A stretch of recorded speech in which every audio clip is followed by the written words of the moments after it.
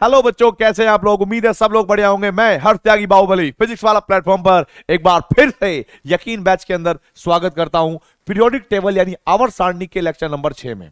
आज जरा देखिए बेटा, आज कुछ कॉन्सेप्ट हैं जो थोड़े हमें हटके पढ़ने हैं। हटके पढ़ने का मतलब है आवर्त सारणी के ही आपके पास क्रम होंगे और उन्हीं की मैं बात करूंगा। पहले समझिएगा, सबसे पहले आवर्त सारणी की बात करूंगा भाई मैं। तो आवर्त सारणी में कुछ अन्य क्रम भी होते हैं जो हो सकता है कि विद्युत ऋणात्मकता पर निर्भर ना करते हों या करते भी हों। ठीक है भाई। तो सबसे पहले अगर मैं बात करूंगा बेटा जी हाइड्राइडों के, ठीक है, तत्वों के हाइड्राइडों के बारे में बात करूंगा। तत्वों के हाइड्राइड के ऊपर कैसे कैसे क्वेश्चन पूछे जाते हैं वो मैं आप लोगों को बात बताऊंगा। अब तत्व हमारे पास दो प्रकार के हैं, मान लीजिए जनरली। कौन कौन से बेटा जी? या तो अधातु होंगे और या हमारे पास क्या होंगे, धातु। अब आप समझने की कोशिश करिएगा। सबसे पहले अगर मैं बात करता हूं धातु के हाइड्राइडों की, धातु के हाइड्राइडों की बात करता हूं मैं, ठीक है भाई, या धातु के हाइड्राइड फॉर एग्जाम्पल। और कैसे कैसे क्वेश्चन आएंगे वो भी मैं बताऊंगा।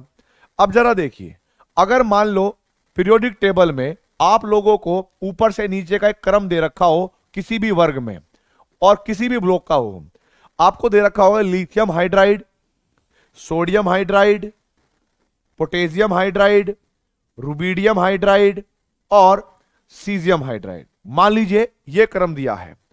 हम लोग को पहले बात तो ये जानना है कि ये जो हाइड्राइड है ना, इनकी प्रकृति कैसी है, अम्लीय प्रकृति है या बेसिक प्रवृत्ति है, कैसी प्रकृति है। तो जरा देखिए बेटा, हम लोग ये बात जानते हैं कि हाइड्राइड में लिथियम पॉजिटिव और हाइड्राइड आयन होगा इस तरीके से। सेम सोडियम हाइड्राइड में Na पॉजिटिव और हाइड्राइड आयन होगा कुछ इस तरीके से। पोटेशियम हाइड्राइड में K प्लस आयन होगा और H lone pair negative charge. ऐसे बेटा जी rubidium hydride plus H lone pair negative charge. अब जरा देखो सीजियम हाइड्राइड और प्लस के H lone pair negative charge. सबसे पहले मैं आप लोगों को एक बात बताना चाहता हूं जो सबसे इंपॉर्टेंट है, वो क्या है।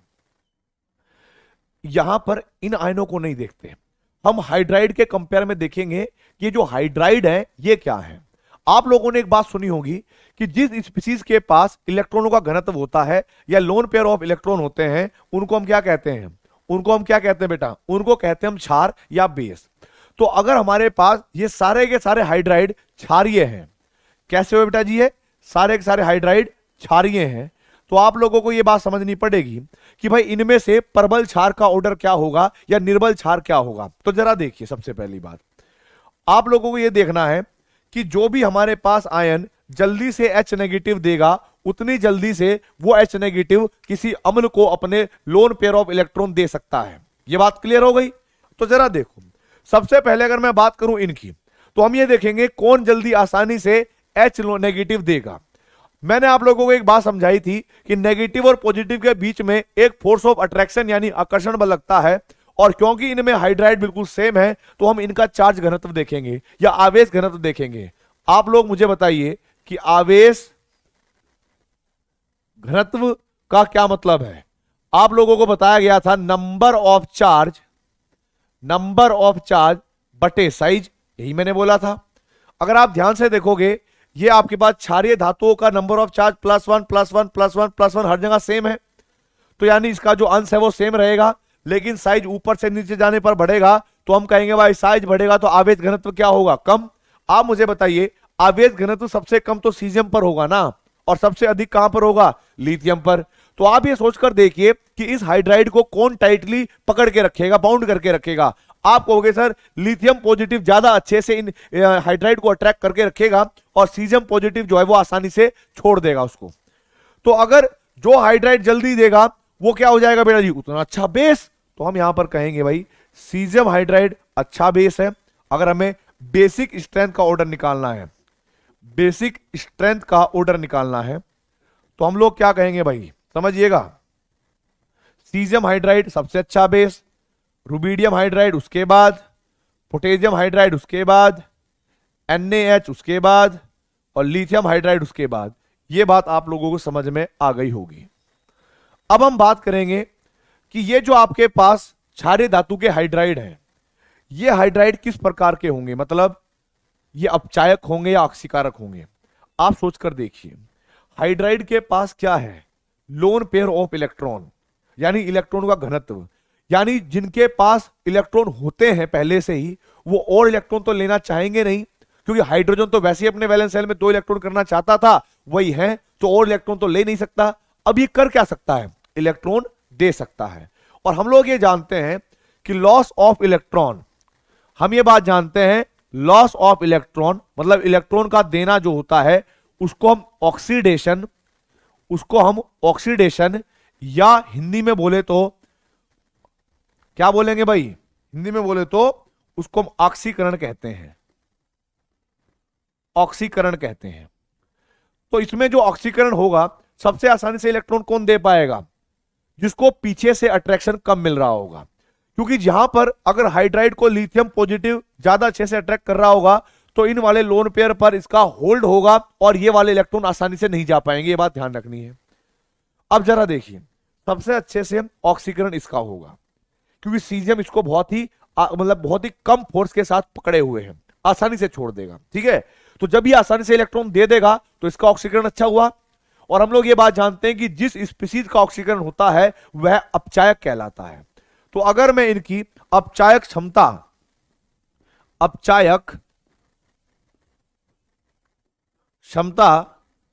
का क्रम बात करूं, तो बेटा सीजियम हाइड्राइड क्या रहेगा सबसे पहले, फिर आपके पास रुबिडियम हाइड्राइड, फिर आपके पास क्या रहेगा, आप कहोगे सर पोटेशियम हाइड्राइड, फिर हमारे पास क्या रहेगा सोडियम हाइड्राइड, और फिर उसके बाद रहेगा लिथियम हाइड्राइड। तो ये वाले क्वेश्चन आप कर लेंगे। देखो बच्चों, आज थोड़ी मेरी तबीयत ठीक नहीं है, इसीलिए हो सकता है कि आज के लेक्चर में मैं उतनी एनर्जी ना डाल पाऊं जितना मैं पहले डालता आया था, ठीक है। लेकिन ये एक ही लेक्चर तक रहेगी, मुझे पक्का पता है कि नेक्स्ट लेक्चर तक मेरी तबीयत परफेक्ट हो जाएगी, ठीक है। तो उसके लिए मैं माफी चाहता हूं, लेकिन हाँ, ये आप लोगों को क्वेश्चन बन सकते हैं। अब जरा समझिएगा, जिस तरह से मैंने आपको क्षारीय धातु के बारे में कराया, फिर सेम टू सेम कैसा हो सकता है आप खुद बताना। मैं आप लोगों को ना पर्सन दे रहा हूं, पर्सन पहला, और ये पर्सन आप लोग खुद करके दिखाएंगे मुझे पर्सन पहले में, और मुझे आंसर देंगे किसी ना किसी तरह के, चाहे चैट बॉक्स में दे चाहे कहीं भी दे। पहला क्वेश्चन क्या है जरा देखिए ध्यान से।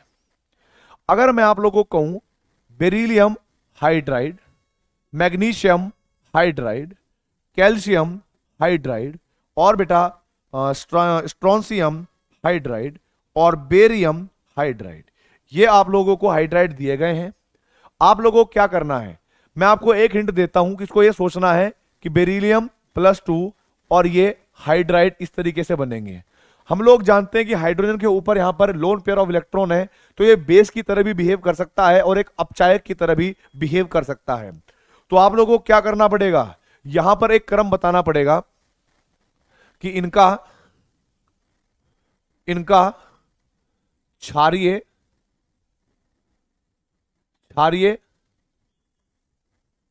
प्रकृति का घटता हुआ क्रम होगा, ये वाला आंसर आप देंगे मुझे, ठीक है भाई, चैट बॉक्स के अंदर। ये इसका ए पार्ट हुआ, और दूसरा बी पार्ट क्या होगा, इनका अपचायक क्षमता का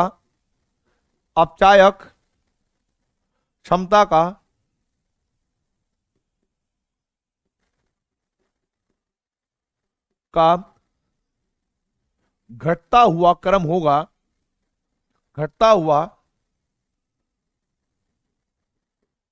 होगा, वो भी आप मुझे नीचे ही लिखेंगे, ठीक है। तो जरा देखो बेटा जी, मैंने आप लोगों को 2 क्रम यहां सिखाए वर्ग के अनुसार, और 2 मैंने यहां पर सिखाए हैं वर्ग के अनुसार, जो आपसे ही उम्मीद करिए कि आप कर लेंगे, मुझे ये बात पता है। आगे देखिए, अगर मैं बात करता हूं इनकी, क्या बोलते हैं इसको, आवर्त के अनुसार, तो हम लोग ये बात जानते हैं कि पीरियोडिक टेबल में आवर्त कुछ ऐसा है, आवर्त कुछ ऐसा होता है कि भाई ये अरेंजमेंट को हम आवर्त कहते हैं। मान लीजिए मैंने लिया एक सोडियम हाइड्राइड, दूसरा मैं ले रहा हूं बेटा जी मैग्नीशियम हाइड्राइड MgH2, और एक मैंने लिया है एल्यूमिनियम हाइड्राइड AlH3, और कहा गया है कि इनकी बेसिक स्ट्रेंथ यानी बेसिक क्षमता और अपचायक क्षमता को बताइए क्या होगी। आप खुद सोच कर रखिए कि जब ये वाला स्पीसीज डिसोसिएट होता होगा तो क्या Na पॉजिटिव और लोन पेयर I माइनस में H माइनस में अट्रैक्शन होता होगा। ये जो बना हुआ है ये Mg2 प्लस और H lone pair negative charge की वजह से बना होगा, और ये एल्यूमिनियम +3 और H लोन पेयर नेगेटिव की वजह से बना होगा। आप मुझे बताइए कि कौन सा हाइड्राइड ज्यादा अच्छे से इलेक्ट्रॉन दे सकता है, क्योंकि लुईस बाबा या लुईस थ्योरी कहती है कि जो स्पीसीज जितना आसानी से इलेक्ट्रॉन दे पाएगी उतना अच्छा बेस कहलाएगी, और जो इलेक्ट्रॉन ले पाएगी उसको हम अच्छा एसिड कहते हैं। राइट और रॉन्ग, ऐसी लुईस थ्योरी थी। तो जरा देखिए, हमें पता है कि ये हाइड्राइड हमारे पास सेम है, पर इन हाइड्राइड पर एल्यूमिनियम +3 का एक फोर्स ऑफ अट्रैक्शन लगता है जो ये मना करता है कि इलेक्ट्रॉन अभी मत जा, मेरा भी अट्रैक्शन तुम्हारे ऊपर लगा हुआ है। सेम इन लोन पेयर को ये Na+ भी थामता होगा, मतलब रोकता होगा। तो आप मुझे बताइए कि ज्यादा अट्रैक्शन कहां पर लगा होगा। आपको साफ साफ दिख रहा है कि सर एल्यूमिनियम पर +3 चार्ज है, तो ये इन लोन पेयर ऑफ इलेक्ट्रॉन को ज्यादा खींच के रखेगा और ये लोन पेयर आसानी से डोनेट नहीं कर पाएगा। कौन? Aluminium hydride. इट मींस अगर मैं कभी भी इनकी बेसिक स्ट्रेंथ का ऑर्डर बताता हूं, बेसिक स्ट्रेंथ का ऑर्डर बताता हूं बेटा, कि भाई क्षारीय क्षमता का ऑर्डर होगा, वो आप क्या कहोगे कि सर सोडियम हाइड्राइड जो है वो परवल क्षार है, उसके बाद मैग्नीशियम हाइड्राइड और उसके बाद एल्यूमिनियम हाइड्राइड, तो इन सब में सबसे दुर्बल क्षार कहलाएगा। सेम टू सेम अगर मैं बात करता हूं इसकी रिड्यूसिंग प्रॉपर्टी की, अपचायक क्षमता की, तो अपचायक क्षमता में भी आप लोगों को क्या देखना पड़ेगा भाई? अपचायक क्षमता क्या करना पड़ेगा कि भाई अपचायक क्षमता का मतलब होता है कि जो हाइड्राइड आसानी से इलेक्ट्रॉन दे देगा, आसानी से ऑक्सीकरण कर लेगा, उसकी अपचायक क्षमता भी उतनी आसान होगी, मतलब ज्यादा होगी। आप खुद देखिए, यहां पर हाइड्राइड और यहां पर हाइड्राइड समान है, परंतु यहां पर हाइड्राइड के पीछे जो अट्रैक्ट कर रहा है वो Na+ है और यहां पर जो करेगा वो एल्यूमिनियम +3 है। तो यानी इन वाले इलेक्ट्रॉन पर अट्रैक्शन कम है, इस वजह से ये वाले इलेक्ट्रॉन आसानी से जा सकते हैं, डोनेट किए जा सकते हैं, और यही कारण है कि यहां पर अपचायक क्षमता भी किसकी ज्यादा होगी भाई? सोडियम हाइड्राइड की सबसे ज्यादा, फिर MgH2 की, और फिर किसकी हो जाएगी भाई? उसके बाद हो जाएगी हमारे पास क्या बोलते हैं, एल्यूमिनियम हाइड्राइड की। तो आई होप आप लोगों को ये दोनों क्रम समझ में आ गए होंगे, चाहे आप लोगों को आवर्त के अनुसार पूछे हाइड्राइड के बारे में और चाहे उसके बारे में। आगे बढ़ता हूं भाई, आगे मैं आप लोगों को सिखाऊंगा किसके बारे में भाई? सुन लीजिएगा, अधातुओं के हाइड्राइड्स के बारे में बात करेंगे। अधातु के हाइड्राइड्स के बारे में बात करेंगे। देखो बेटा, कुछ हमारे पास एसिड भी होंगे और कुछ हमारे पास बेस भी होंगे। मैं आप लोगों को क्लियर बता देता हूं, कुछ एसिड भी हैं, एसिड होंगे, और कुछ बेस होंगे।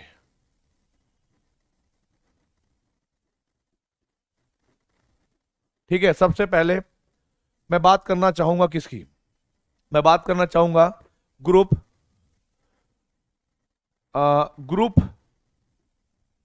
15 से शुरू करता हूं, 15 के हाइड्राइड शुरू करता हूं।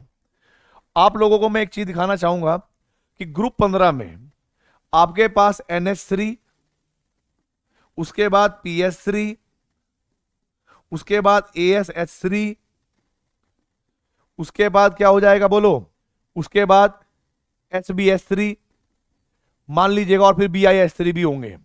मान लीजिएगा कि ये मैंने वर्ग के अनुसार इनको अरेंज कर दिया गया है। आप लोगों को सेंट्रल एटम यानी नाइट्रोजन के पास लोन पेयर ऑफ इलेक्ट्रॉन दिख रहे हैं, और लुईस थ्योरी ये बात कहती है कि जिस स्पीसीज के पास लोन पेयर ऑफ इलेक्ट्रॉन होंगे वो तो बेस है भाई, हाँ या ना? तो ये अगर बेस है तो हमें ये देखना है कि कौन सा अच्छा बेस कहलाएगा, कौन ज्यादा अच्छा बेस होगा, कौन सा वीक बेस होगा। एक बात ध्यान रखनी है, नंबर ऑफ इलेक्ट्रॉन आपको सेम दिख रहे हैं, पर इलेक्ट्रॉन का जो घनत्व होता है उसके हिसाब से आपको आंसर देना पड़ेगा।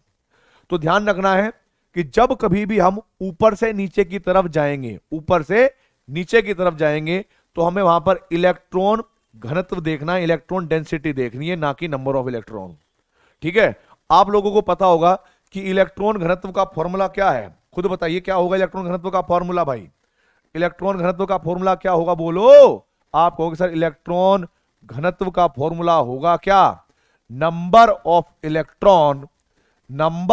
इलेक्ट्रॉन बटे साइज। आप मुझे बताइए, नंबर ऑफ इलेक्ट्रॉन तो हर स्पीसीज के पास बिल्कुल सेम है, नंबर ऑफ इलेक्ट्रॉन तो हर स्पीसीज के पास बिल्कुल सेम है। इसका मतलब क्या हुआ? इसका मतलब क्या हुआ कि भाई लेकिन साइज जो है वो अलग अलग है, और सबसे बड़ा साइज किसका होगा? इसका। जब साइज बड़ा होगा तो इलेक्ट्रॉन घनत्व क्या होगा? कम।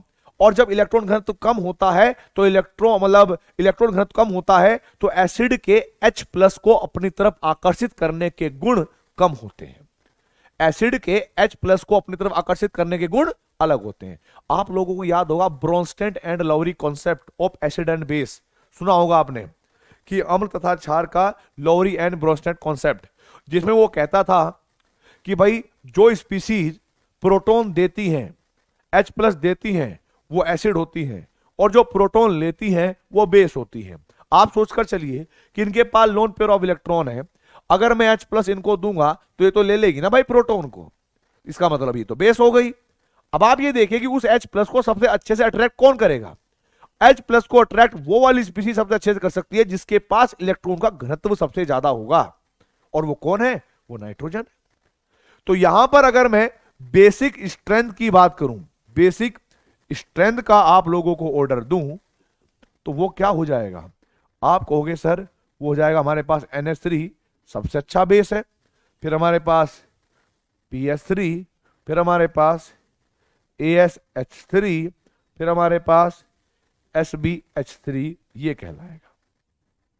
चलो जी, ये बात तो मैंने आप लोगों को समझा दी, कोई दिक्कत नहीं है ग्रुप 15 वाली। तो आप सोचकर देखिए, अगर मुझे ग्रुप 16 में पूछना हो, ग्रुप 16 में,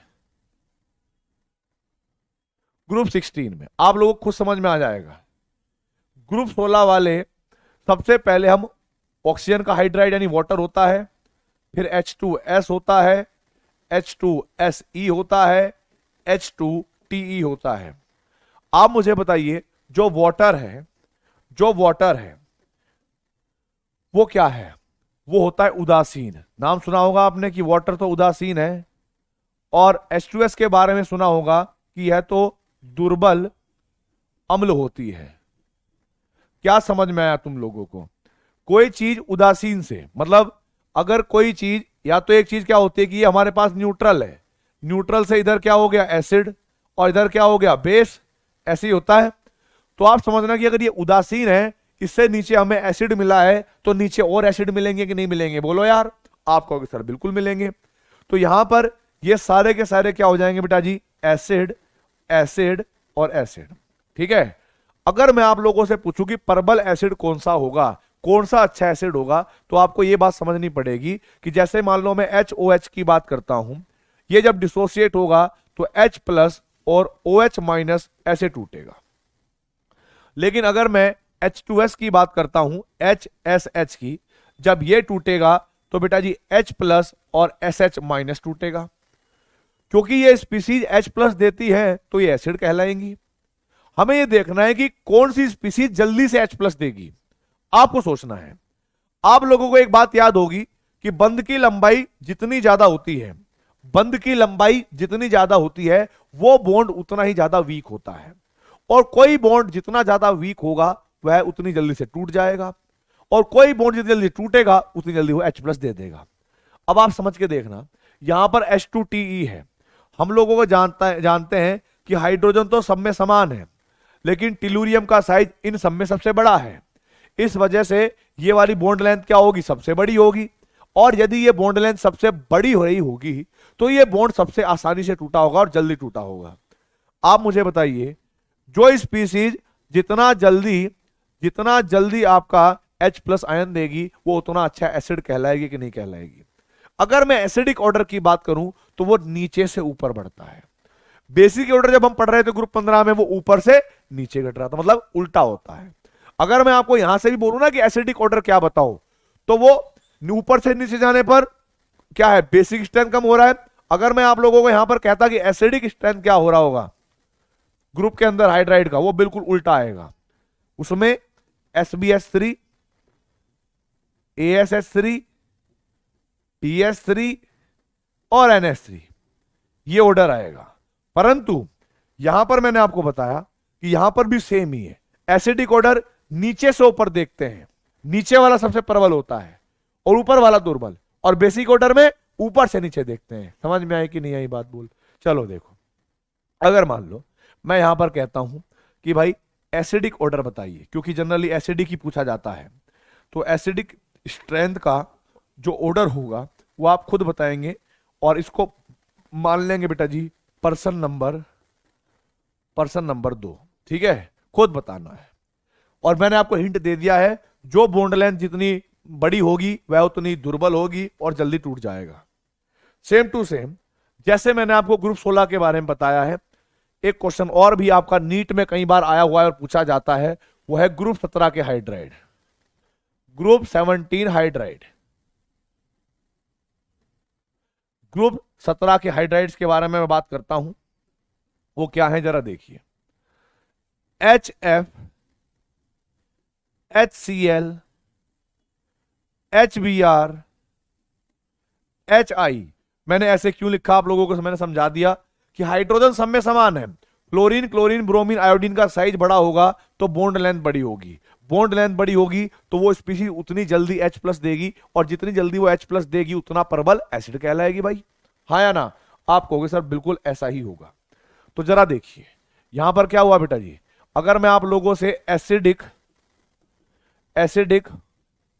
ऑर्डर का पूछता हूं, एसिडिक स्ट्रेंथ का, तो आप कहोगे सर HI सबसे प्रबल होगा, फिर HBr होगा, फिर हमारे पास HCl होगा, और सबसे दुर्बल अम्ल जो होगा वो HF होगा इन सभी के अंदर। तो ये बताइए कमेंट बॉक्स में यहां तक टाइम के अनुसार, क्या यहां तक आप लोगों को सब कुछ समझ में आ गया? बोलो। मेरे हिसाब से आ जाना चाहिए, क्योंकि कुछ भी ऐसा नहीं है जो मैं आपको मतलब कोई टफ समझा रहा हूं। बहुत इजी चीजें हैं, वो आप कर लेंगे बहुत बढ़िया तरीके से। चलिए अब मैं आप लोगों को थोड़ा बेसिक स्ट्रेंथ का परिचय करता हूं। वो कैसे होगा बेसिक स्ट्रेंथ का परिचय, जरा समझने की कोशिश करिएगा। और एसिडिक स्ट्रेंथ का भी, दोनों का साथ ही चल रहा है। मान लो अगर आप लोगों को यह कहा गया कि F- लोन पेयर, और भाई ये तो आप जानते ही होंगे, क्लोरीन लोन पेयर हो सकता है, ब्रोमीन लोन पेयर हो सकता है, iodine loan pair negative charge, ऐसे हो सकता है। वो क्या कहेगा कि अगर हमारे पास ये स्पीसीज हैं, पहले तो ये देखो कि ये स्पीसीज हैं क्या। भाई इन स्पीसीज के पास लोन पेयर ऑफ इलेक्ट्रॉन है, इसका मतलब तो ये तो लुईस बेस हुए। तो लुईस बेस हुए तो वो किस चीज का ऑर्डर पूछेगा? इनकी बेसिक स्ट्रेंथ का ऑर्डर पूछेगा। अब जब आप बेसिक स्ट्रेंथ का ऑर्डर निकालोगे, और आपको पता है कि ये सारे के सारे कैसे होंगे बेटा जी, ये होंगे एक वर्ग के अनुसार अरेंजमेंट। जब आप यहां पर बेसिक स्ट्रेंथ निकालोगे इन सब की, तो मैंने आप लोगों को एक ही बात बोली हुई है कि भाई आप जब वर्ग के अनुसार जाओगे तो आपको कुछ नहीं देखना है, चुपचाप इलेक्ट्रॉन का घनत्व देख लेना। क्या देख लोगे? इलेक्ट्रॉन का घनत्व देखोगे। क्या फार्मूला होता है इलेक्ट्रॉन का घनत्व का बेटा? नंबर ऑफ इलेक्ट्रॉन जो भी इनके पास होंगे और बट्टे में इनका साइज, और जितना ज्यादा इलेक्ट्रॉन घनत्व होगा वो उतना अच्छा बेस होगा। आप देखोगे इसके बाह्य सेल में भी 8 इलेक्ट्रॉन, इसमें भी 8, इसमें भी 8, इसमें भी 8, यानी नंबर ऑफ इलेक्ट्रॉन तो सेम है, लेकिन साइज क्या है? बिल्कुल अलग। तो साइज जिसका बड़ा हुआ उसका इलेक्ट्रॉन घनत्व कम होगा, और जिसका इलेक्ट्रॉन घनत्व कम होगा वो उतना दुर्बल बेस होगा। ये बात आपको याद रखनी पड़ेगी। ये क्वेश्चन करोगे आप पर्सन 3 में। दूसरा पर्सन 4 लिखा होगा NH2 lone pair, PS2 lone pair, ASH2 lone pair, SbH2 lone pair. ये चारों का ऑर्डर भी आप देंगे खुद, मैं नहीं बताऊंगा कुछ भी क्या करना है। चुपचाप मुझे इनकी बेसिक स्ट्रेंथ का ऑर्डर चाहिए, ठीक है भाई? तो ये आप लोग निकाल लेंगे। अब समझिएगा एक और बात जो मैं आप लोगों को बताना चाहता था। अगर मान लो यही एसिडिक बेसिक स्ट्रेंथ पूछी जाए किसके अनुसार? यही पूछी जाए आपका आवर्त के अनुसार। तो जरा देखिए, अगर मैं हाइड्राइड्स के बारे में बात करूं और मुझे आवर्त के बारे में बात करनी हो, तो जरा समझिएगा। जब कभी भी हम आवर्त की बात करेंगे तो मैं एग्जाम्पल के लिए बोलना चाहूंगा कि CH4 NH3 H2O और HF। चलो इसको भी मैं हटा देता हूं CH4 को। आप लोगों को पता है कि अमोनिया क्या है, बेसिक, हाँ या ना, बोलो भाई, बेसिक है। वाटर क्या है, न्यूट्रल, और HF क्या है, एसिड। इस बात से भी आपको ये बात पता लग रही होगी कि इधर से इधर जाने पर जो अम्लीय एसिडिक स्ट्रेंथ है, एसिडिक स्ट्रेंथ है मेरे बच्चों, वो इंक्रीज करेगी, ठीक है। परंतु अगर मैं उधर से इधर की तरफ चल रहा हूं तो एसिड से न्यूट्रल, न्यूट्रल से बेस, तो इसका मतलब क्या हुआ, बेसिक स्ट्रेंथ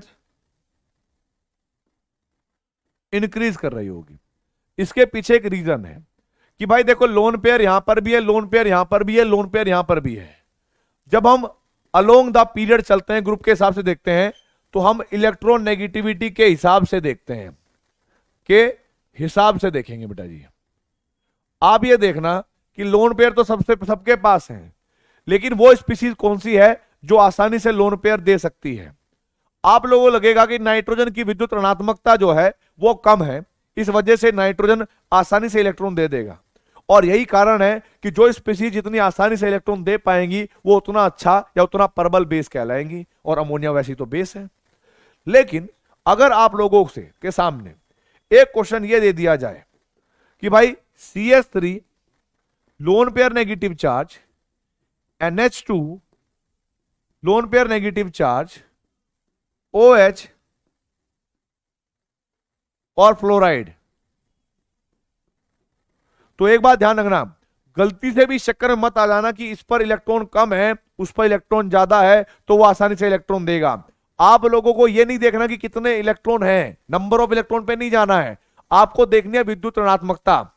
जब आप पीरियोडिक टेबल के लेफ्ट टू राइट जाओगे तो आपको विद्युत ऋणात्मकता के हिसाब से देखना है, और यह बात देखनी है कि कौन आसानी से इलेक्ट्रॉन दे पाएगा।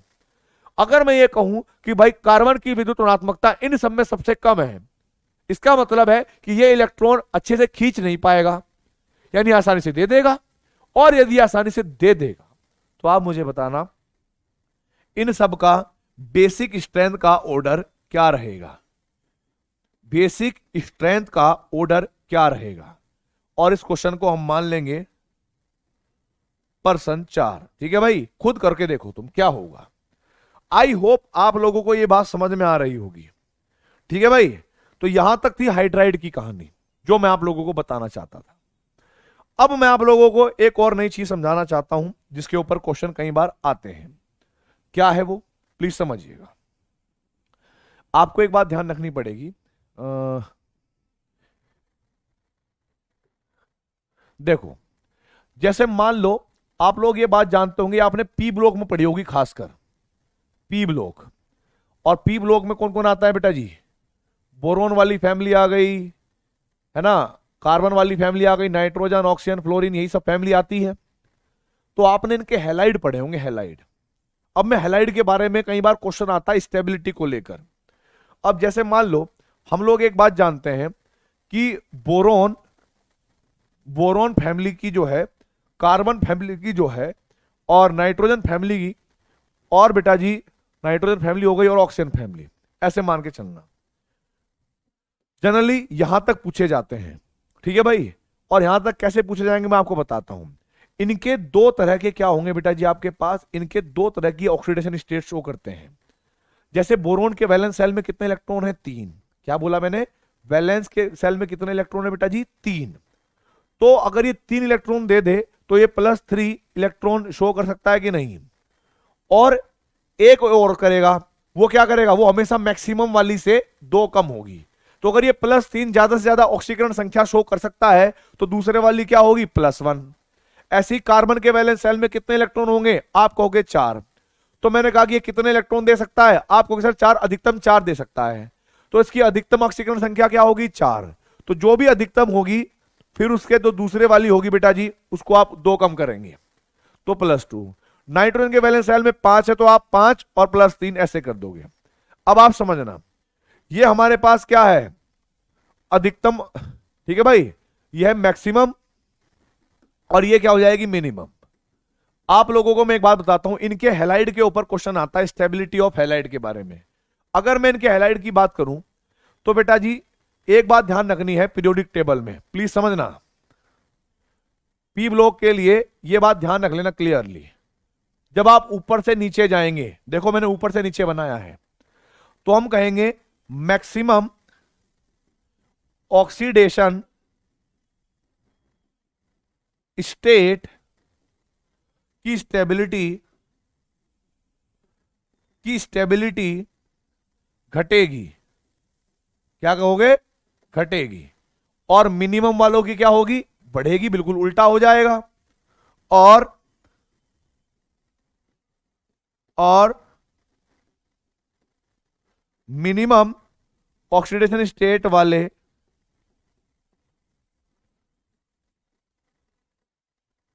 कंपाउंड्स की स्टेबिलिटी बढ़ेगी।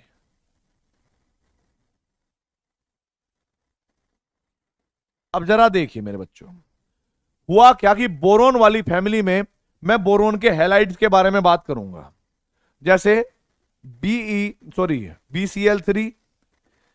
AlCl3, GaCl3, InCl3 और TlCl3।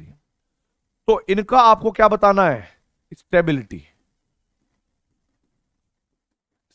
का क्रम कैसे सोच के बताना है कि हमें पता है कि सर क्लोरीन का यहां पर 3 है, तो सबकी जो ऑक्सीकरण संख्या है वो क्या क्या हो जाएंगी।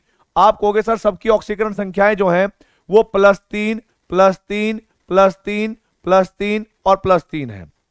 अब आप लोगों को ये बात लगेगी यार जो अगर इसकी +3 है तो बोरोन की तो ये अधिकतम ऑक्सीकरण संख्या वाले कंपाउंड है, और अधिकतम ऑक्सीकरण संख्या वाले यानी मैक्सिमम ऑक्सीडेशन स्टेट वाली स्टेबिलिटी क्या करेगी, घटेगी। तो ऊपर से नीचे जाने पर जो भी आप कंपाउंड बना रहे हैं उनकी स्टेबिलिटी घटते हुए क्रम में लिख देना।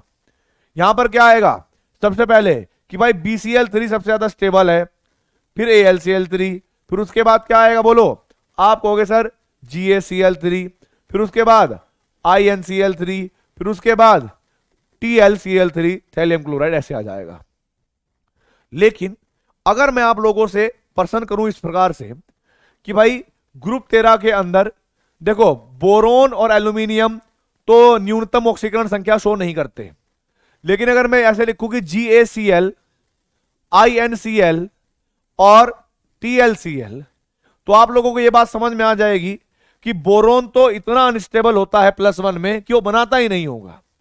यहां पर क्या हो जाएगा, +1 ऑक्सीकरण संख्या, +1 मैंने बोला है कि न्यूनतम ऑक्सीकरण संख्या वाले कंपाउंड ऊपर से नीचे जाने पर क्या होंगे, उनकी स्टेबिलिटी बढ़ेगी, इसको याद रख लेना, ठीक है। तो जो स्टेबिलिटी का ऑर्डर है, जो इनकी स्टेबिलिटी का यानी स्थायित्व का जो ऑर्डर है वो तुम मुझे बताओगे, मैं आपको कुछ नहीं बताने वाला। अब तो ये हो गया मेरे पास प्रश्न नंबर 5 जिसका आंसर आप खुद देंगे।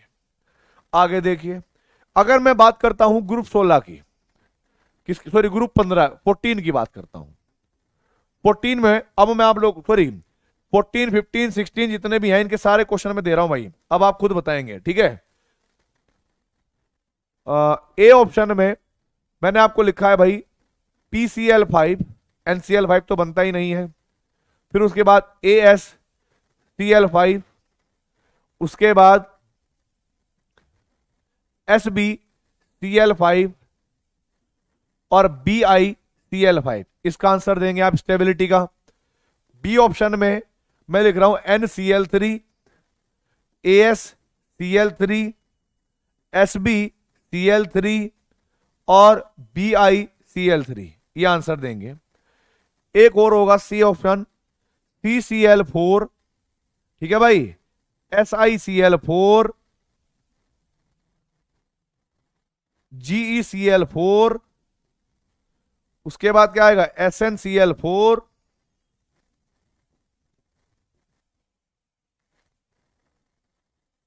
और उसके बाद आएगा हमारे पास PbCl।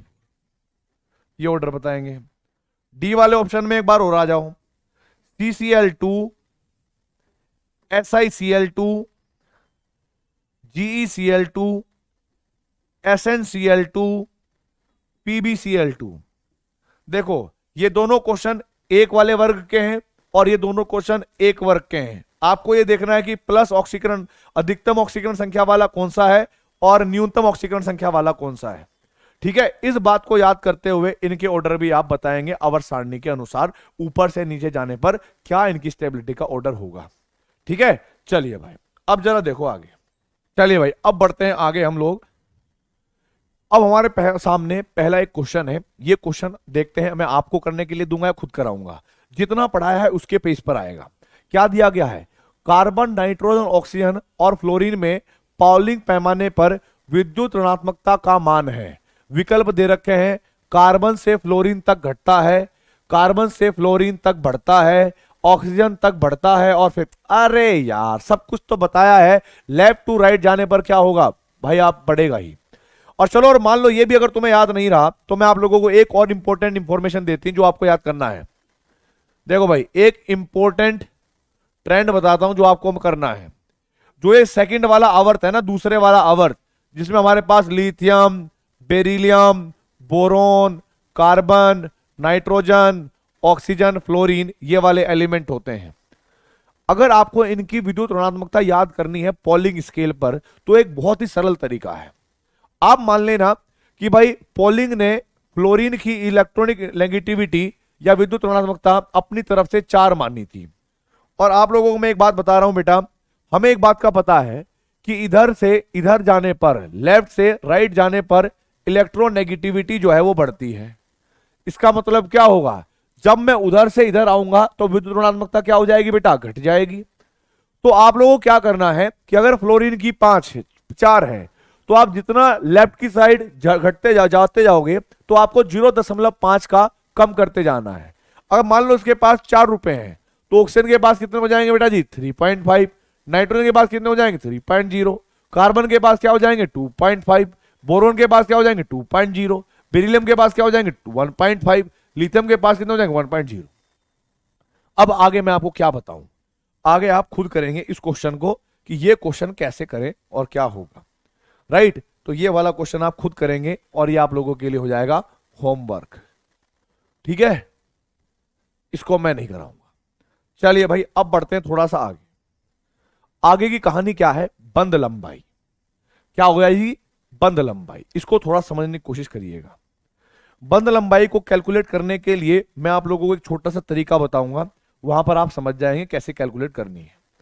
अगर मान लो यदि हमारे पास, यदि हमें A2 B2 C2 है ना भाई, A2 B2 C2 ऐसे कुछ दे रखा हो, प्रकार के अणु दिए गए हैं, अणु दिए गए हैं और प्रश्न में ध्यान रखना है, प्रश्न में उन परमाणु, उन अणुओं का व्यास दिया गया है। व्यास समझते हो ना, व्यास दिया गया है। और पता क्या है, व्यास देने के बाद चाहे वो ए हो, बी हो, सी हो, इनकी त्रिज्या पूछेंगे। ठीक है, और हमें क्या दिया गया है, और हमें परमाणुओं की त्रिज्या, परमाणुओं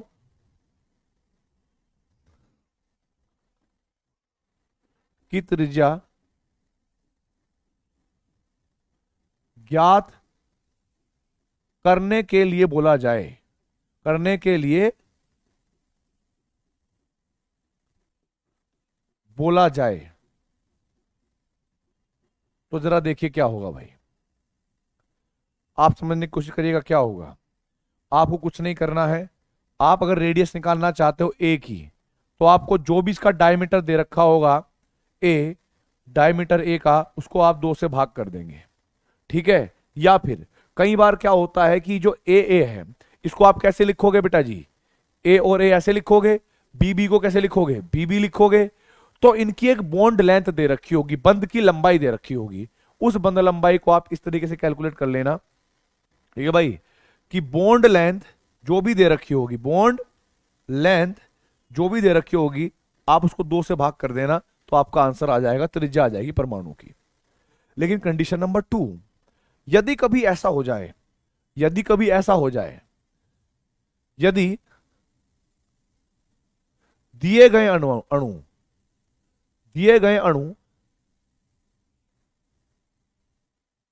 ए बी बी सी या ए डी टाइप के हैं, इसका मतलब समझ रहे हो कि भाई ऐसे अणु होंगे जिनमें दोनों परमाणु अलग अलग प्रकार के हों, ठीक है।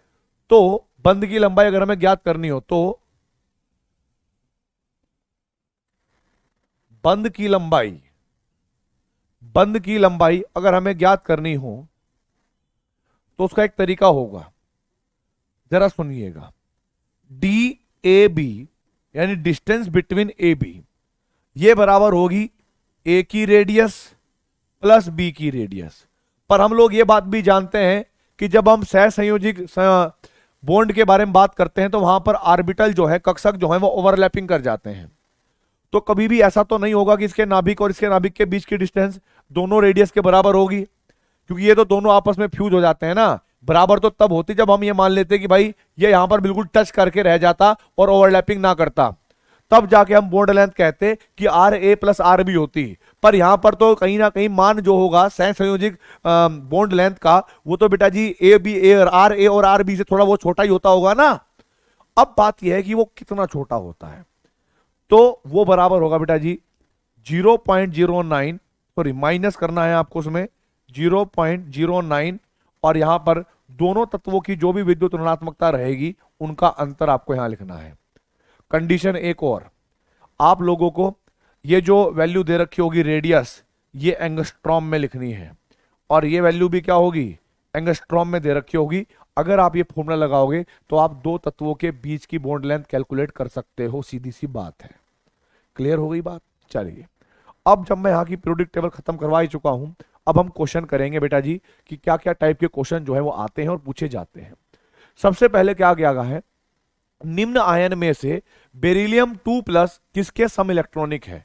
याद करिए, सम इलेक्ट्रॉनिक का मतलब क्या होता था? सम इलेक्ट्रॉनिक का मतलब होता था कि वो स्पीशीज जिनके अंदर समान इलेक्ट्रॉनों की संख्या होती है। अब अगर मैं ये मानता हूं कि बेरिलियम के अंदर टोटल 4 इलेक्ट्रॉन थे और इलेक्ट्रॉनिक विन्यास 1s2 2s2 था। अब क्योंकि ये 2s2 पॉजिटिव बना है, तो ये दोनों के दोनों इलेक्ट्रॉन कहां पर गए होंगे, कहीं बाहर चले गए होंगे। अब बच्चे कितने होंगे बेटा जी बेरिलियम 2+ में? आप कहोगे सर ओनली 1s2 यानी सिर्फ 2 इलेक्ट्रॉन। तो आप देखिए कि 2 इलेक्ट्रॉन किसके अंदर है। हाइड्रोजन के पास कुल 1 इलेक्ट्रॉन होता है, वही उसने दे दिया तो H+ बना दिया होगा, तो ये तो सम इलेक्ट्रॉनिक नहीं हो सकता। लिथियम के पास 3 होते हैं बेटा जी, एक चला गया तो 2 ही बचे होंगे, तो आप B4 बाहुबली को टिक करके आगे बढ़ जाना, यही उसके सम इलेक्ट्रॉनिक माना जाएगा। ठीक है, चलिए आगे बढ़ता हूं मैं। अगला क्वेश्चन इसने क्या कहा, समझना ध्यान से।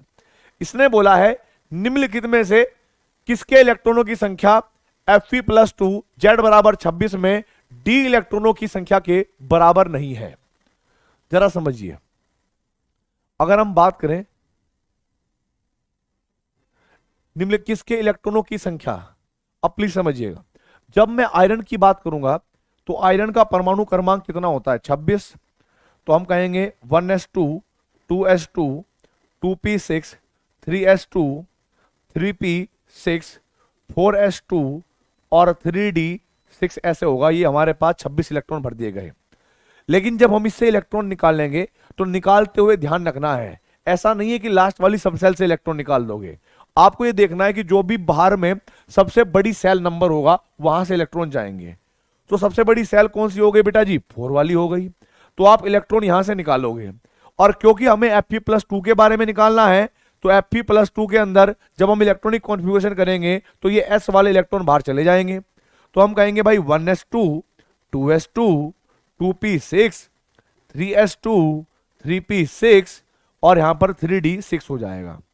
अब जरा देखिए, इसके D में 6 इलेक्ट्रॉन है। आगे बढ़ते हैं, इसने बोला है कि नियोन का परमाणु क्रमांक 10 है में p इलेक्ट्रॉनों के बराबर। तो चलो देख लेते हैं। अगर मैं नियोन की बात करता हूं ए ऑप्शन के लिए, तो नियोन का परमाणु क्रमांक 10 है, इलेक्ट्रॉनिक विन्यास 1s2, 2s2 और 2p6। आप अगर ध्यान से देखोगे, इसके d के अंदर उपस्थित 6 इलेक्ट्रॉन है और इसके p के अंदर इलेक्ट्रॉन 6 हैं, तो ये तो बराबर हो गया। लेकिन इसने बोला है कि इलेक्ट्रॉनों की संख्या बराबर नहीं है, इसीलिए क्वेश्चन का आंसर ये तो नहीं हो सकता। अब इसने बोला है मैग्नीशियम में s इलेक्ट्रॉनों के। हम लोग ये बात जानते हैं बी वाले ऑप्शन में कि मैग्नीशियम का जो परमाणु क्रमांक है वो 12 है। इलेक्ट्रॉनिक विन्यास अगर आप करोगे तो 1s2, 2s2, 2p6 और 3s2 आएगा। अगर आप ध्यान से देखते हो, इसके अंदर s इलेक्ट्रॉनों की संख्या 2 यहां पर है, 2 यहां पर है, 2 यहां पर है, 6 इलेक्ट्रॉन है और इसके d में भी 6 हैं। इसका मतलब क्या हुआ, ये भी बराबर हो गए भाई। तो आप कहोगे कि यार बाहुबली वाला ऑप्शन भी नहीं माना जाएगा। अब कहा गया है क्लोरीन Z17 में p इलेक्ट्रॉनों की संख्या। अगर आप ध्यान से देखते हो क्लोरीन को, सी ऑप्शन में क्लोरीन का परमाणु क्रमांक 17 है, इलेक्ट्रॉनिक विन्यास 1s2, 2s2, 2p6, 3s2 और 3p5 होगा। अब इसके अंदर जो p इलेक्ट्रॉन है वो कितने हैं बेटा जी, 6 इलेक्ट्रॉन ये रहे, 5 इलेक्ट्रॉन ये रहे, तो टोटल कितने होंगे, 11 इलेक्ट्रॉन, हाँ या ना। लेकिन इसके डी में कितने थे, 6 इलेक्ट्रॉन, तो इलेक्ट्रॉनों की संख्या बराबर थोड़ा ही है। तो आप C4 कटप्पा को टिक कर दोगे और आगे बढ़ जाओगे। ठीक है भाई, चलिए आगे बढ़ते हैं मेरे शेरों। अब नया क्वेश्चन क्या दिया गया है, टाइटेनियम परमाणु के दिए गए कक्षों की ऊर्जा का बढ़ता हुआ सही क्रम कौन सा होगा। और यहां पर परमाणु संख्या दे रखी है 22। इसको छोड़ो, मैं आप लोगों को एक सिंपल तरीका बताता हूं। कुछ बच्चे कह रहे थे कि सर हमें ना अभी स्ट्रक्चर ऑफ एटम वाला चैप्टर करवाया नहीं, परमाणु संरचना करवाए नहीं, तो बेटा आराम से सर करवा देंगे। मैं आप लोगों को एक तरीका बता देता हूं क्वांटम नंबर के बारे में। जो कुल ऊर्जा होती है ना, टोटल ऊर्जा, टोटल एनर्जी, वो हम निकालते हैं n+l से। n हो जाती है कक्षा की संख्या 1 2 3 4 जो आपको दिखी जाएगी। l थोड़ा समझ लो, अगर आपके पास s p d f g ऐसे दिया गया है, तो जो l का मान होगा इनके लिए हमेशा रहेगा, वो ऐसा नहीं कि बदल जाएगा, हमेशा रहेगा। s के लिए 0, p के लिए 1, d के लिए 2 और f के लिए 3 और g के लिए 4 रहेगा। बस ऐसे आप इस ऑर्डर में इसको याद कर लो। और फिर एक बात ध्यान रख लेना, n+l का मान जितना ज्यादा होगा, क्या बोला मैंने, जितना ज्यादा होगा टोटल एनर्जी भी उतनी ही ज्यादा होगी। बस इतनी क्लियर बात समझ लेना, उसके बाद आपको मैं क्वेश्चन करवा दूंगा। जैसे मान लीजिएगा अगर मुझे n+l दिया गया है, एक और कंडीशन समझना है, कभी कभी n+l का मान समान आएगा, इक्वल आएगा दो अलग अलग उपकोषों के लिए। अगर दोनों के उपकोषों के लिए कभी समान आ जाए तो हमें तब यह देखना है कि कौन से की कक्षा छोटी है, उसकी ऊर्जा कम होगी, क्योंकि जिस सेल छोटा होगा वो नाभिक के उतना पास रहेगा और जितना पास रहेगा उतनी ज्यादा स्टेबिलिटी रहेगी। स्टेबिलिटी रहेगी तो एनर्जी कम रहेगी, एनर्जी कम रहेगी तो बस समझ जाओगे। तो जरा देखो भाई, यहां से शुरू करते हैं। 4s तो हमें बताना है बढ़ता हुआ क्रम। 4s का मतलब क्या है, n का मान 4 है। अगर n+l कैलकुलेट करते हो s के लिए, तो बेटा एक बात बताओ, s के लिए इसका n का मान 4 है, s के लिए l की वैल्यू 0 है, तो 4 + 0 कितना हुआ, बोलो। आप कहोगे सर 4 हो गया। अगर मैं 3s की बात करूं तो यहां पर मुझे 3 + 0 करना पड़ेगा। टोटल मान कितना हो गया बेटा, 4 से 3 जा रहे हो, यानी n+l का मान घट रहा है। n+l का मान घटेगा तो एनर्जी घटेगी। पूछा क्या है, बढ़ता हुआ क्रम क्या है, तो A फॉर अमरेंद्र बाहुबली तो उसका करेक्ट आंसर हो नहीं सकता, हाँ या ना। अब बाहुबली वाले को देख लेते हैं। यहां पर 3s है, n+l देखोगे अगर आप 3s के लिए तो 3 + 0 करना पड़ेगा s के लिए। p के लिए क्या करना पड़ेगा, 3 + 1 करना पड़ेगा।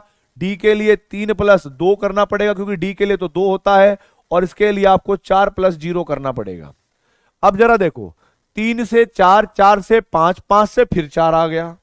आप खुद देखो, 3 से 4, 4 से 5, 5 से फिर 4 आ गया, तो फिर तो ये बढ़ता हुआ क्रम थोड़ा ही हुआ, ये तो फिर घट गया बाद में जाके। इसका मतलब बाहुबली वाले ऑप्शन को भी आपको टिक नहीं करना है, और ये वाला ऑप्शन भी क्या हो जाएगा बेटा, गलत हो जाएगा, हाँ या ना। अब जरा देखिए भाई, आगे देखिए, ऑप्शन नंबर सी में अगर मैं सी ऑप्शन की बात करूं आप लोगों को, तो यहां पर n प्लस एल देखोगे, n का मान कितना हुआ 3, s के लिए l की वैल्यू कितनी हो गई 0, तो ये कितना हो गया 3। 3p की अगर बात करूंगा तो 3 प्लस 1 आएगा, 4s की बात करूंगा 4 प्लस 0 आएगा, और 3d की बात करूंगा तो 3 प्लस 2 आएगा। आप समझना 3 से ये कितना आया 4, ये भी 4 है। मैंने आपको एक बात बताई थी कि जब आपके पास दो अलग अलग उपकोषों के लिए n प्लस एल का मान ज्यादा हो, मतलब समान आ जाए, तो जिसमें n की वैल्यू कम होगी उसकी ऊर्जा कम होगी, जिसमें n की वैल्यू ज्यादा होगी उसकी ऊर्जा ज्यादा होगी। तो ये बात तो सही है कि भाई 4 आने के बाद भी इसमें n की वैल्यू 3 है तो इसकी ऊर्जा कम होगी, इसकी ज्यादा होगी, और ये तो साफ साफ पता लग ही रहा है कि भाई 3 प्लस 2 5 है। तो आप यहां पर C4 कटप्पा को टिप कर देना और आगे बढ़ जाना। ठीक है, चलिए आगे बढ़ते हैं। अब यहां पर भाई कुछ क्वेश्चंस होंगे, जब आपने इलेक्ट्रॉनिक विन्यास कभी सीख ही लिया होगा परमाणु संरचना में और नहीं भी सीखा होगा तो आप 12वीं कक्षा के बच्चे हैं, आपको इलेक्ट्रॉनिक विन्यास तो आता ही होगा करना। ठीक है, तो उसके बाद आपको एक और टॉपिक समझना है, वो है magnetic moment, magnetic momentum. Magnetic momentum आपको कैलकुलेट करना है। क्या होता है उसका बड़ा ही सरल सूत्र होता है कि भाई आपको इसको हम म्यू से रिप्रेजेंट करते हैं, और ये बराबर होता है n इंटू में n प्लस 2, इसकी यूनिट होती है bm, और इसको हम कहते हैं बॉन्ड मैग्नेटोम, जहां पर n का मान क्या होगा अनपेयर्ड इलेक्ट्रॉन। क्या होगा जी, अनपेयर इलेक्ट्रॉन इनका होगा। अब जैसे मान लीजिए आप लोगों को कहा जाए किसी भी फलाना ढिमकाना स्पीशीज का मैग्नेटिक मोमेंटम निकाल के देखो, तो आप लोग क्या करोगे, उस स्पीशीज का चुपचाप इलेक्ट्रॉनिक विन्यास कर लेना। क्या कर लोगे, इलेक्ट्रॉनिक विन्यास कर लेना, और आपको मैग्नेटिक मोमेंटम निकल जाएगा। उदाहरण के लिए मैं कुछ एग्जांपल दे रहा हूं। अगर मैं आप लोगों से कहूं सोडियम, कि सोडियम का ज्ञात करिए मैग्नेटिक मोमेंटम, तो जरा देखिए जब मैं इसका इलेक्ट्रॉनिक कॉन्फ़िगरेशन करूंगा तो 1s2 2s2 और 2p6 3s1 आएगा। सारे के सारे इलेक्ट्रॉन पेयर्ड हैं, सिर्फ इसको छोड़कर। इसके एस में कितने इलेक्ट्रॉन है बेटा जी, 1। तो यहां पर अनपेयर्ड इलेक्ट्रॉनों की संख्या कितनी हो गई, 1। अयुग्मित इलेक्ट्रॉन की संख्या कितनी हो गई, 1। अगर मुझे इसके लिए मैग्नेटिक मोमेंटम निकालना पड़े तो फॉर्मूला था अंडर रूट n इंटू में n प्लस 2। अब n की जगह पर आप 1 रख दीजिए तो 1 प्लस 2 बराबर कितना आ जाएगा, √3 आ जाएगा। ऐसे कैलकुलेट करना है। कोई आपसे कहे कि भाई ऑक्सीजन का परमाणु क्रमांक 8 है, इसके लिए मैग्नेटिक मोमेंटम निकालिए, तो आप लोग क्या करोगे, इलेक्ट्रॉनिक विन्यास करोगे 1s2 2s2 2p4। ये सारे इलेक्ट्रॉन पेयर होंगे। p के अंदर देख लेते हैं भाई क्या हिसाब का किताब है। p के अंदर 3 उपकोष होते हैं, सॉरी 3 कक्षक होते हैं, और आप जब 4 इलेक्ट्रॉन भरोगे तो 1 2 3 4। आप मुझे बताइए यहां पर अयुग्मित इलेक्ट्रॉनों की संख्या कितनी है, आप कहोगे सर 2 है। तो यहां पर म्यू बराबर कितना आ जाएगा फॉर्मूले के हिसाब से, n इंटू में n प्लस 2, और हमारे पास n की जगह पर जब हम 2 रखेंगे तो 2 प्लस 2 इंटू में bm आएगा। करेक्ट आंसर क्या होगा, ये 4 है और ये 4 दूनी 8, यानी 2√2 आंसर आ जाएगा। खत्म बात। बड़ा सिंपल तरीका है मैग्नेटिक मोमेंटम निकालने का। चलिए एक बात ध्यान रखनी है, और आपको वो उसी में समझा देता हूं। जिनमें n का मान, या मैं आगे बता देता हूं, चलो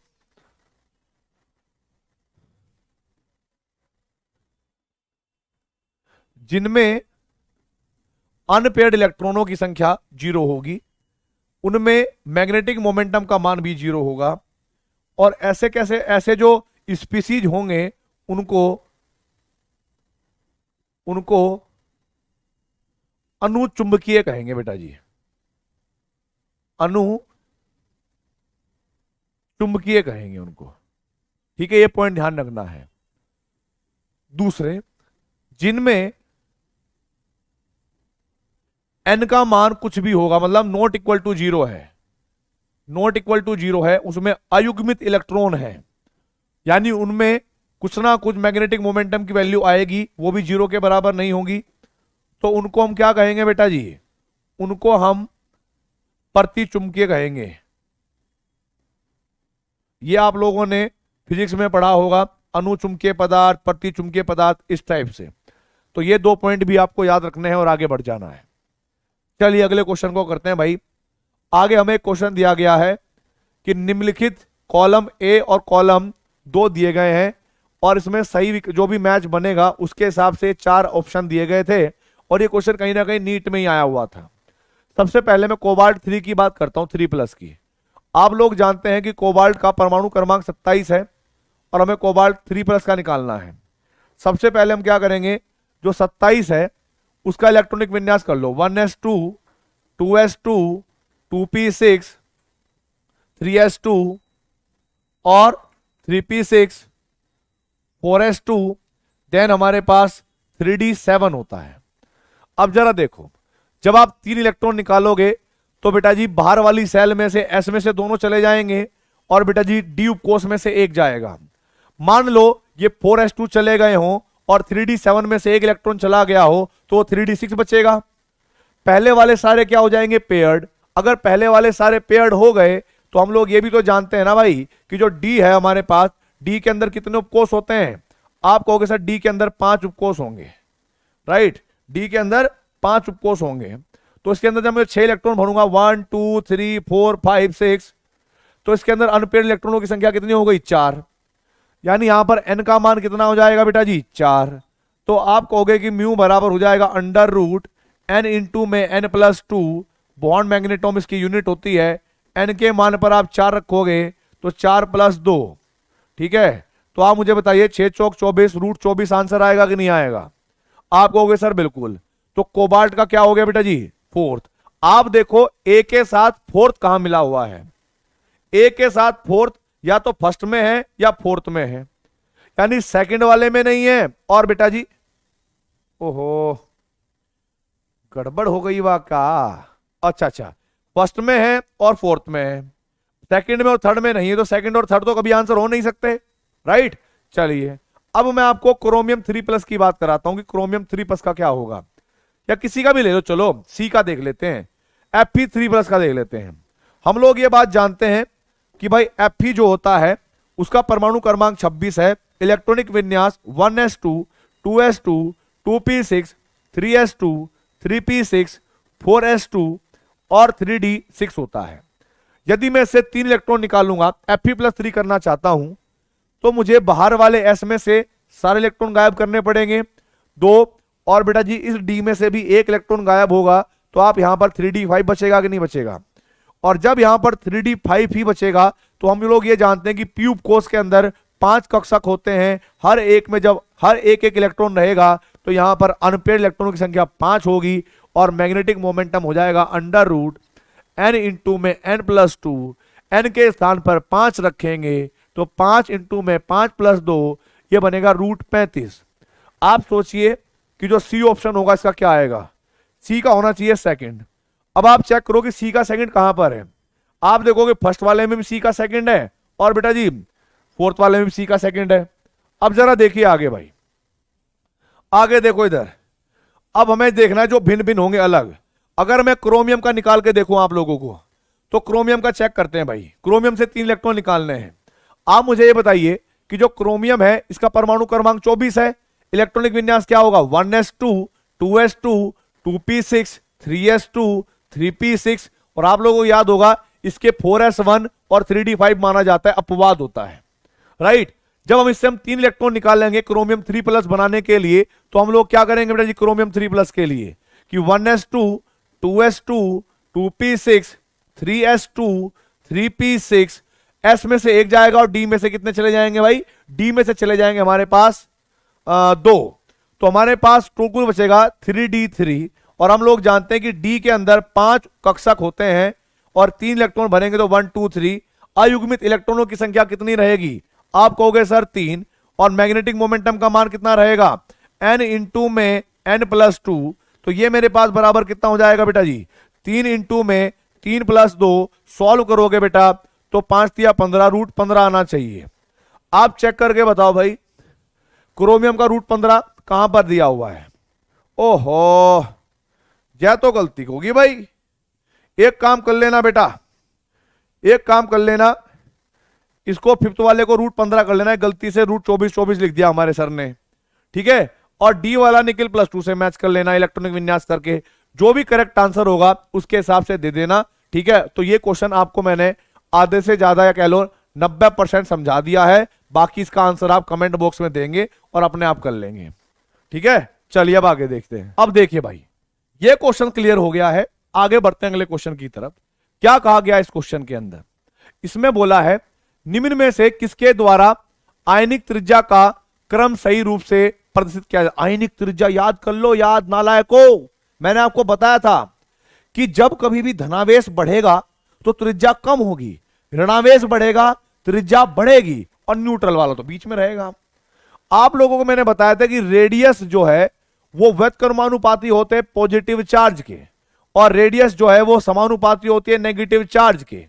आप लोग बताइए करेक्ट आंसर क्या होगा। हमने देखा कि सर बात तो समझ में आ रही है हमें, अगर देखा जाए तो सबसे बड़ा ये वाला होना चाहिए क्योंकि इस पर नेगेटिव चार्ज है, और क्योंकि इस पर पॉजिटिव चार्ज है तो ये सबसे छोटा होना चाहिए, और ये न्यूट्रल है तो ये बीच में होना चाहिए। सर इसके हिसाब से तो ये बात क्लियर है कि अमरेंद्र बाहुबली वाले ऑप्शन को आप टिक कर देंगे और आगे बढ़ जाएंगे, ठीक है। चलिए आगे बढ़ते हैं भाई। नेक्स्ट वाले ऑप्शन में क्या दिया गया अगले क्वेश्चन के अंदर? इसने बोला है कि निम्न आयनों में से बेरिलियम 2+ किसके सम इलेक्ट्रॉनिक है। ये वाला क्वेश्चन तो हम ऑलरेडी कर चुके हैं, ये आप कर लेना, ठीक है भाई। आगे बढ़ते हैं। अब जरा देखो, स्पीसीज ArK+ और Ca2+ में इलेक्ट्रॉनों की संख्या समान है, किस क्रम में इनकी त्रिज्या बढ़ रही है? खुद करना है। ओके, अच्छा ये वाला ओहो 2 बार हो गया भाई ये तो। हाँ ये वाला क्वेश्चन है वो, ये वाला। अब जरा देखो बेटा, इन क्वेश्चन को देख लेते हैं।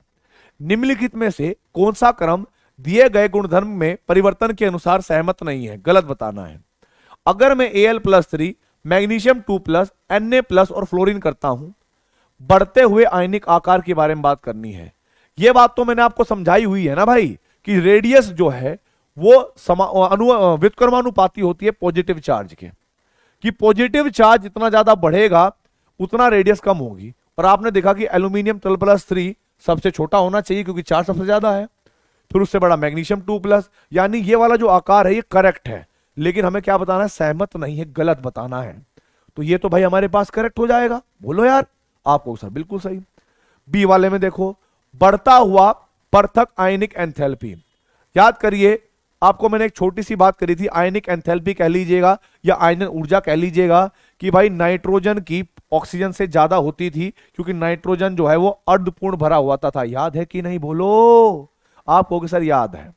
अगर ये याद है तो इसका मतलब ये दिया गया क्रम क्या होगा बेटा जी? ये हमारे पास गलत हो जाएगा, इनकरेक्ट हो जाएगा, और ये जो है सहमत नहीं करता इन वाली बात को। तो आप B4 बाहुबली को टिक कर देना और आगे बढ़ जाना, इतना तो कर सकते हो। तो ठीक है जी। चलिए अब बढ़ते हैं आगे। आगे हमें क्या दिया गया है? निम्न में से कौन से क्षारीय धातु, निम्न में से कौन से क्षारीय धातु आयनों की आयनिक गतिशीलता निम्नलिखित में जब इनके लवणों के जलीय विलयन को विद्युत क्षेत्र में रखा जाता है? निम्नतम, निम्नतम का मतलब क्या होगा? सबसे कम होगी। मैं आप लोगों को बताता हूं कि जब इन मेटल को हम लोगों ने पानी में डाला था, आपको याद होगा, तो लिथियम बना होगा लिथियम पॉजिटिव, सोडियम बना होगा सोडियम पॉजिटिव, और पोटेशियम बना होगा पोटेशियम पॉजिटिव, और रुबीडियम बना होगा रुबीडियम पॉजिटिव।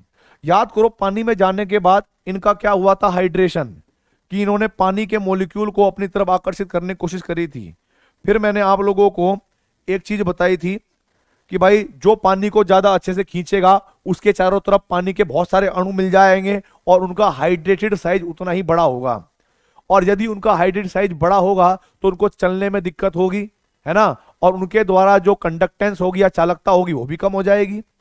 क्या ही बताऊं मैं आप लोगों को। विद्युत क्षेत्र में रखा जाए तो गतिशीलता आपको बतानी सबसे कम कहां पर होगी, निम्नतम कहां पर होगी? बोलिए। आप कहोगे सर उसकी सबसे कम होगी जिसका साइज सबसे बड़ा होगा और जिसका हाइड्रेटेड साइज सबसे बड़ा होगा। ये क्वेश्चन मैंने करवाया था, मैं आपको हिंट दे रहा हूं, हिंट कर देने के बाद आंसर आप खुद करेंगे। जिसका हाइड्रेटेड साइज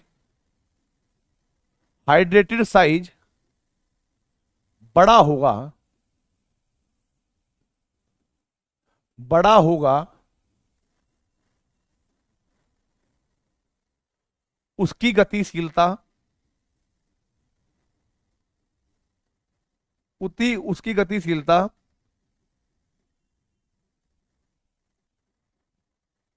अधिकतम होगी। ठीक है, उसकी गतिशीलता अधिकतम होगी, ये बात ध्यान रखनी है भाई, करना खुद ही पड़ेगा। अब जरा देखिए, यहां पर कहा गया है एक तत्व है Z बराबर 114 का हाल ही में आविष्कार हुआ है, यह निम्न में से किस परिवार वर्ग तथा इलेक्ट्रॉनिक विन्यास से संबंधित है। चलो देखो भाई, अगर मैं इसके परिवार की बात करूंगा, वर्ग की बात करूंगा और इलेक्ट्रॉनिक विन्यास की बात करूंगा तो बड़ा सरल होगा, मैं आपको बताता हूं कैसे। याद करो, मैंने फर्स्ट वाले या सेकंड वाले लेक्चर में आपको किसी भी एलिमेंट की पोजीशन बताई थी और मैंने आपको कहा था कि आप लोग इन अक्रिय गैस या नॉबल गैस जो होंगी इनको याद रख लेना, helium, neon, argon, krypton, xenon, radon और अन ऑक्टीबियम ऐसे लिखवाया था। ठीक है, अब जरा देखो भाई, क्लियरली एक बात समझनी है, इसका परमाणु क्रमांक 2 था, इसका 10 था, इसका 18 था, 36 था और इसका कितना होगा बेटा जी, बोलो 54, 86 और 118। आपको मैंने बताया था कि किसी भी तत्व के बारे में अगर पूछा जाए या तो उसका इनसे मान 2 ज्यादा होगा या इससे 4 कम हो सकता है, इससे ज्यादा नहीं है। अगर मान लो 118 वाला यहां रहा होगा तो 117, 116, 115 और 114 यहां रहा होगा। आप ये सोचकर चलिए, ये 18वें ग्रुप में है, ये 17वें ग्रुप में है, ये कौन से ग्रुप में होगा बेटा जी, 17वें से। ये हमारे पास कौन से में होगा, 17वां वाला। आप कहोगे सर ये होगा 16वें में, ये 15वें में और ये 14वें ग्रुप में होगा, यानी 14 वाले में। अब जरा देखो, आपको देखना है कि भाई 14 वाले में कौन हो सकता है। 14 वाले में तो भाई कार्बन परिवार है। अब जरा देखो, क्या ऑक्सीजन परिवार का हो सकता है, आप कहोगे सर नहीं, बाहुबली आंसर नहीं है। क्या देवसेना हो सकता है, नहीं, हेलोजन परिवार भी नहीं है। क्या नाइट्रोजन हो सकता है, कि सर नहीं, ये भी नहीं हो सकता कटप्पा। तो ए फॉर अमरेंद्र बाहुबली, आप ज्यादा कुछ करने की जरूरत ही नहीं है, आपको खुद आइडिया लग जाएगा। ठीक है, चलिए आगे बढ़ते हैं भाई, जरा देखो। तो आज के लेक्चर में इतना ही रखते हैं भाई। ठीक है, अपना ध्यान रखेंगे, अच्छे से पढ़ाई करेंगे। हो सकता है कि लेक्चर छोटा रहा हो, लेकिन जितने भी क्वेश्चंस हो आप अधिकतम क्वेश्चन करके देखें। अगले वाले लेक्चर में मिलेंगे जबरदस्त एनर्जी के साथ, तब तक हमारी तबियत भी ठीक हो जाएगी। तो ऑल द वेरी बेस्ट, जय हिंद, जय भारत।